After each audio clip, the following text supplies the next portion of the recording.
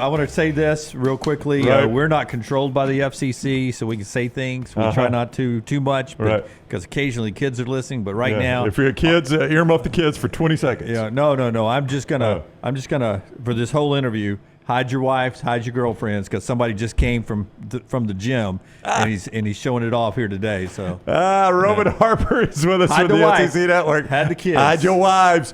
Harp with us on the JohnstonRVCenter.com online. He joins us courtesy of MyBookie.ag. Code next round, MyBookie.ag. Did you skip leg day, Harp? You get the legs in too? He doesn't do legs. Man, I haven't even hit the gym, man. I was in my sauna at the house this morning, so I didn't want to put on too much. Why do you leave the house? Like, I wouldn't leave your house with everything you've got. Hey, do you ever catch yourself pulling up next to some hot girl at a red light? She's looking at you, and you're looking back, and then you notice you've got a car seat next to you? I don't even. No, I don't. I get enough looks when I'm traveling on the weekend, so I see enough of that on the weekends enough. And I've actually one girl called me a DILF, which was like the best compliment I've received. Absolutely, yeah. So, if you pulled up to a red light next to Dua Lipa, how quickly would you throw a hoodie over that car seat? Bump that car seat. I'll leave it. I'll tell you right here. You're out of the car. You leave the car. Yeah. F those kids, bro. I'm out. Yeah. I'm out. Not that I know anything about it, but I'm told in 2024 the girls aren't turned off too much by a whole lot of stuff. So car seat not bothering anybody. That means I'm responsible. That means I'm responsible. That's right. Man can pay some bills. Means you got a job. By the way, this is mark it the first time DILF, that acronym, has ever been uttered on the next round. So I gotta get your impression of Alabama to this point, because you know me, I'm a glass half empty kind of guy. So I'm worried as heck about all not really the offensive line, a whole bunch of things. To this point, your thoughts on Alabama? Give me a quick breakdown of what you think of the Tide so far. Well, I would be concerned for the offensive line. It's kind of a patchwork group right now, and they're trying to figure it out. And as a patchwork group, it hasn't looked great. I will be honest with you. I thought South Florida did a lot of different chaotic stuff.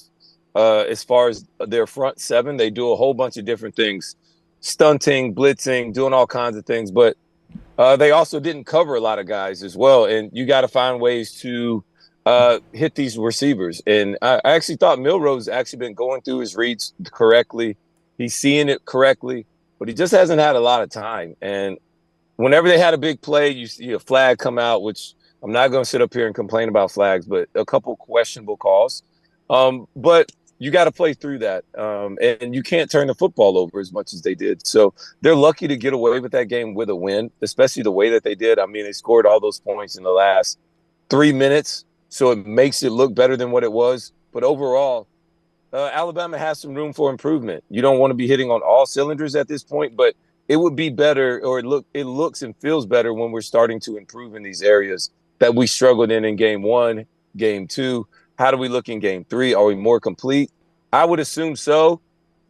And that's just because Wisconsin traditionally, and what I look at them under Luke Fickell, as I watch their tape so far this year, they're not as chaotic up front.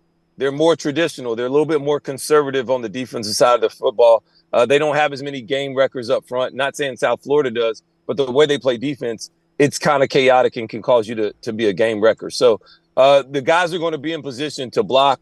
You know where they're going to be at. It comes down to execution. And Alabama, they have better athletes than Wisconsin, but you can't get enamored by the different field, playing in Wisconsin, letting the home crowd get involved. You got to come in. You need to start off early and then kind of play fast. And then that is how you go out there and get a win. And it would look great to get a win on the road than be having an off week before the big game of Georgia. So, Harp, I think if you asked 10 Alabama fans, 9 out of 10 before the season would have said their biggest concern was this secondary. I know it was TJ Finley, although he's got a lot of experience. I know it was Byron Brown. He's a great athlete, not the most refined passers. But after 2 weeks, how do you feel about this secondary? I like it. I like that they're rotating a lot of guys. So now if somebody goes down in the secondary, which they struggle with, they've had injuries in the past couple of years, that the next guy up, we didn't know how much game experience they had because we hadn't seen them. I like that they're rotating a lot of guys. I saw Mbakwe finally starting to get some reps. I saw some of these young players really starting to stand out, and they're playing well. I know some guys have gotten behind them in the slot, a couple deep balls that were, errant throws, and if they were on time and on point. And I'm sorry, I have a DB mentality where I don't even remember it. Short memory DB right here. So if it's a long foul ball, it's just a foul ball. I don't care how far or how hard it was hit. It's a foul ball. So that will continue to arise. More and more teams will continue to attack that slot guy in the slot going deep.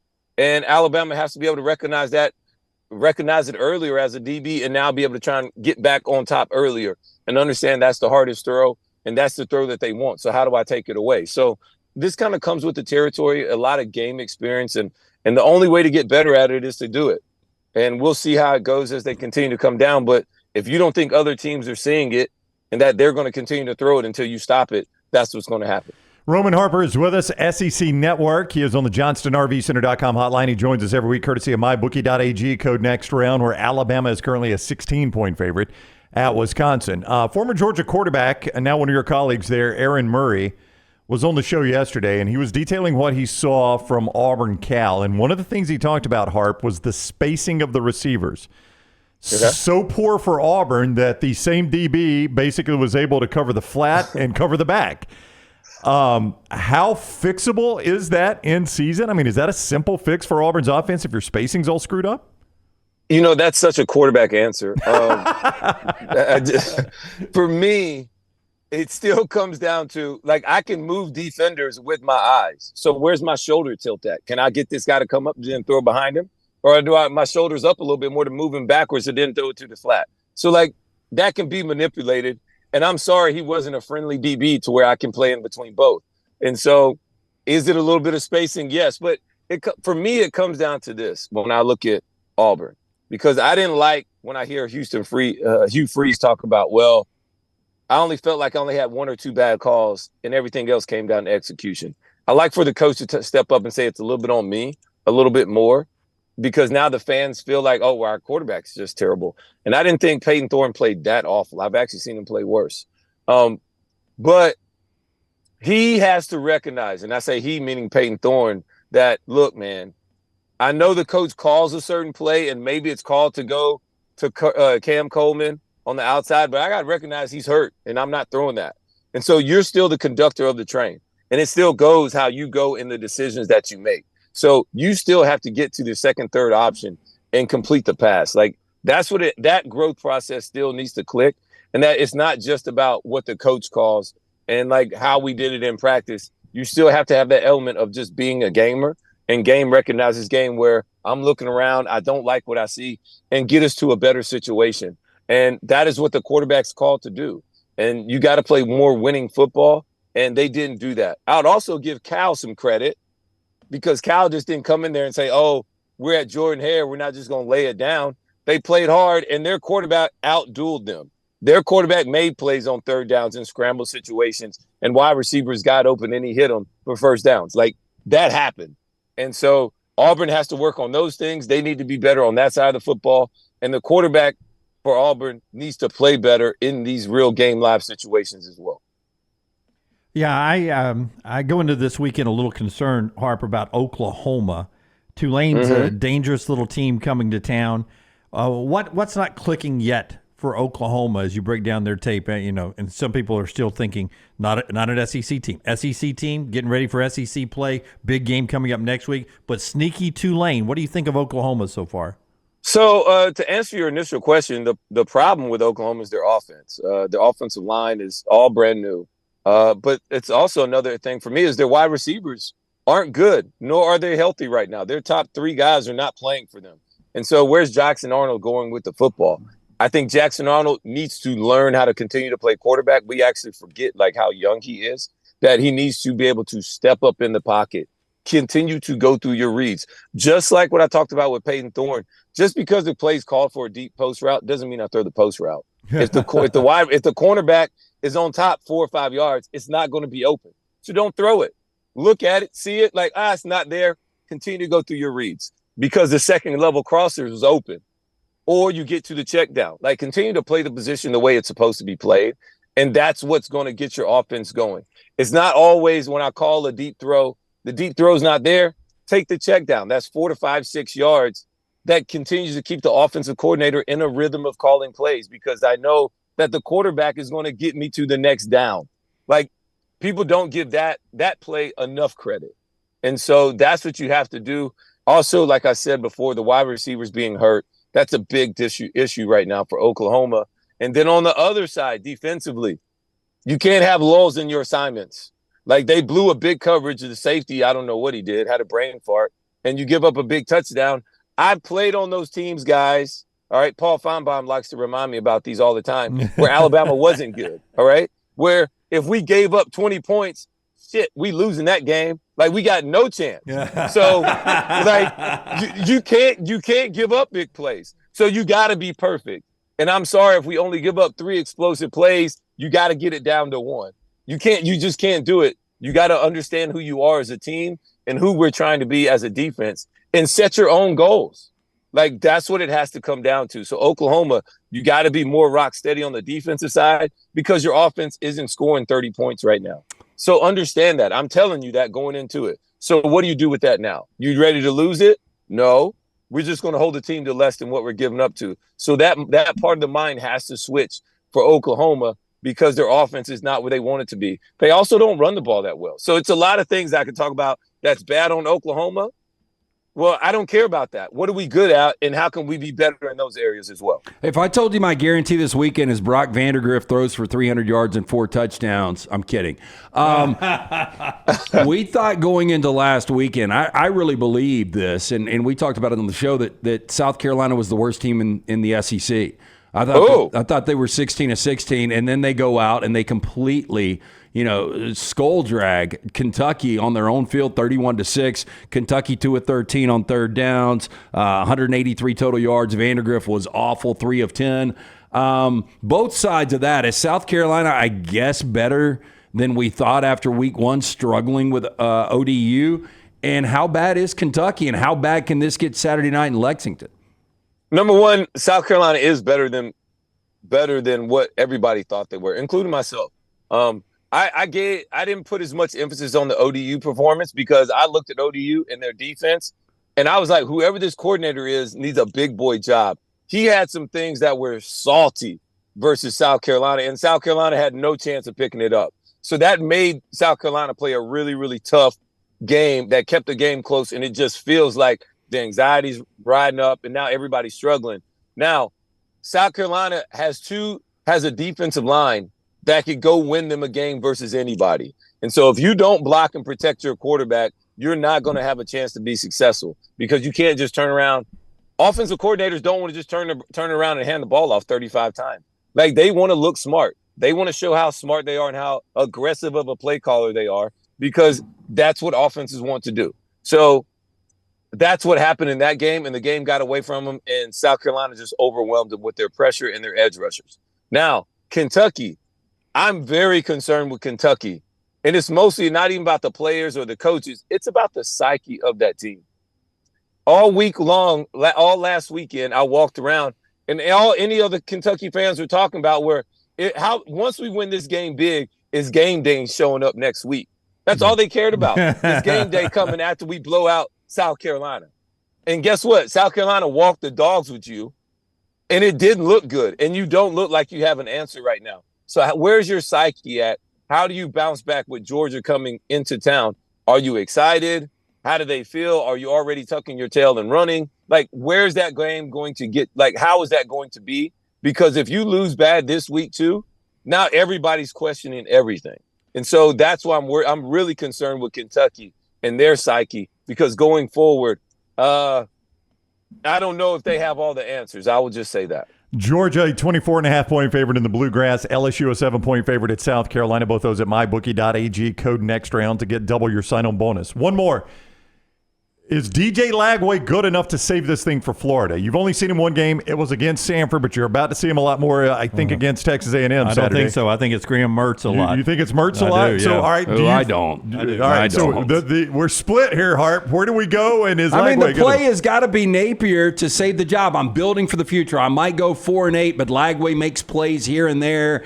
This is the future. This is my guy. Napier's got to go Lagway, right? Oh, okay. Here we go. I got 4 questions for you guys, and then I'm gonna tell you what I think. Okay. All right? Okay. All right. Who's got a better arm, Mertz or Lagway? Lagway. All right. Who's more athletic? So if your O-line's not as good, Lagway. you can maybe. Yeah. Okay. All right. Lagway. Who's bigger? Lagway. All right. Who makes like who do you think has the more upside or potential? Like Lagway. who's Lagway. better? Like Yeah. thank you. Like you don't have anything that says Mertz. In my opinion, there is no quarterback competition. Dude, I've done this a long time. This guy is going to be so conservative. He's going to play Graham Mertz and get more snaps. I'm telling you, that's no what way. coaches who are in trouble do. No. They're going to go with Graham Mertz. I don't and know why That's you not the would. play now. They're going to go with Graham Mertz, and they're going to win the game. They're going to go with Graham Mertz, and they're going to win the game. If they go with Graham Mertz and win this game, I would be totally shocked. Yeah. In my opinion, I'm gonna have to say it all day Saturday too, and everybody's gonna fight me against it. But I don't think there is a quarterback competition. I think the job is DJ Lagway, and I didn't even know receivers' names until DJ Lagway stepped out there and started dropping dimes to these guys. Like he makes throws that nobody else in that roster can make. He just opens up so many more avenues for you. And right now, Florida, without DJ Lagway, they didn't have a lot of outs. With DJ Lagway, I think you have way more outs. And so with that alone, I'm playing the young guy. Like you guys said, it plays better to the crowd. Hey, I'm playing for the future. I'm doing all these other things. Hey, shout out to Graham Mertz and what he's done for us. But, man, I got to try and win this game. And I know it sounds terrible, but they will fire. Like, Graham Mertz is going to be all right. Billy Napier ain't going to be all right. So, like this is just what it's going to be. Like, I'm going to fire you before they fire me. That is my belief. Yeah. And so it's not even really firing. It's more like this guy's just better. And when I saw him play against Samford, I know it's just Samford, but I never saw him drop back and be like, oh, that's a terrible decision. He read that wrong. That didn't happen either, guys. So he's playing the position the right way too. And so with that being said, I got to go with the young boy just because he gives me more outs. He's more talented, and he's able to make up for the deficiencies in other parts of our offense that we have. And for that alone, I'm rolling with DJ Lagway. If Mertz gets the majority of the snaps and they win the game, I'm going to need Roman's neck muscles to hold my big head on this prediction. Get rid of this pencil neck. I'm going to need to get the neck muscles. A&M about right around a field goal favorite on the road there in the Swamp, which is where Harp and the gang will be, right? You guys are going to be in Gainesville. Am I right about that? Yeah, we're going back to lovely Gainesville. And I got to be honest, the weirdest thing I saw was last time we were there a couple weeks ago was all the frat boys. They wear long white shirts with a tie of any color, I guess, and like the shortest jorts ever. All of them do it. It's kind of it's very unique, I would say. Well, that. one thing that's never come out of Gainesville, I'm sure plenty of porn stars, but no style has ever come out of Gainesville. Yeah, I didn't see anybody that was swagging. Like I didn't see any of that. It's just Hey, maybe they it's a don't little care. too hot. It's I don't know whatever the excuse is, but you know. It's a lot of water out there, smells sometimes, and the style is very questionable. It's a shithole in Gainesville. Who gets more autographs requests out there? Laura Rutledge, Tim Tebow, or Roman Harper? Definitely Tim Tebow. I mean, they treat him like he truly is the Messiah. Like it's kind of questionable how the behavior is when Tim shows up. And I'm like, dude, half you kids weren't even born when Tim was playing. But I mean, this is what it's like. He's the name, the aura has been passed down to the next generation, and the way they treat Tim is beautiful. And I like it because nobody bothers me, so I just get to roll around and just do my own thing. You think Tim, 4th and 3rd, jumbo package, goal line could still score 75% of the time? Not against that linebacker body that Roman Harper has. Look, Tim. First of all, Tim is humongous now. He's gotten so big. Tim's probably 250, 260. It's kind of crazy to see. But that's not. I ain't got nothing to do with that. So, hey, just know Tim is really big. And I think he could score a couple times, but I mean, if you're talking about 5 yards, no. 3, probably so. That's a big difference, though, 3 to 5. He is Roman Harper. See him Saturday morning, SEC Network with SEC Nation. Also, Sports Center hit previous to game day. You'll see Harp on there as well. So ESPN and SEC Network Saturday morning. Thank you, Harp. Safe travels. We'll see you next week. I appreciate it, guys. Also, read and react Monday nights, too. That's right. Monday Night Football. Yeah, Cole and Harp. Read and react. Cole Kublik, Roman Harper's SEC Network. Hey, are your Dolphins going to win tonight? Yes, that's a big game. sir. Lance likes them, I think, right? Possibly. Maybe feeling. Maybe shouldn't say that. Possibly. Yeah, possibly Lance might like them. I don't know. Jalen Wright spotting tonight. Yeah, Lance thinks Jalen Wright could have a big game because Mostert is sidelined. Yeah, I know. I had Mostert on my fantasy league. Gave me nothing last week. Sorry. All right, guys. Wait, and just a little leak here, Harp. Somebody just released Jalen Wright yesterday from their team. I needed a quarterback. My quarterback got hurt. Yeah. Oh, you had Love. I did, yeah. Jordan Love. Achane has got a sprained ankle. Yeah, Mostert is out. He may go. Yeah. And now Dunaway released Jalen Wright. Wright. What quarterback did he go get? I went and got Sam Darnold to fill in until Jordan Love is back. Big numbers. Yeah, I mean, smart because he played decent week 1. I would say Derek Carr, but they're playing against the Cowboys. I wouldn't pick any quarterbacks playing against the Cowboys right now. Yeah, that's exactly right. My other quarterback is Bo Nix. So that's because of my team name. I had to get Bo Nix on my team. What's your team name? Big Nix Energy. Thank you, Harp. See you next week. All right, fellas. We'll see y'all next week. All right. Roman Harper with us on the JohnstonRVCenter.com hotline, presented by MyBookie.ag. Code next round. When you jump on MyBookie.ag right there, you make your initial deposit. They double that deposit for you. Double it. You can play with it right away. Take Dolphins minus the 2.5 tonight if you want on that Thursday night game. You can go Arizona State or Texas State in a pick 'em on that Thursday night game. Whatever your desire, they got it right there at MyBookie.ag. Bet anything, anytime, anywhere. MyBookie.ag. Code next round.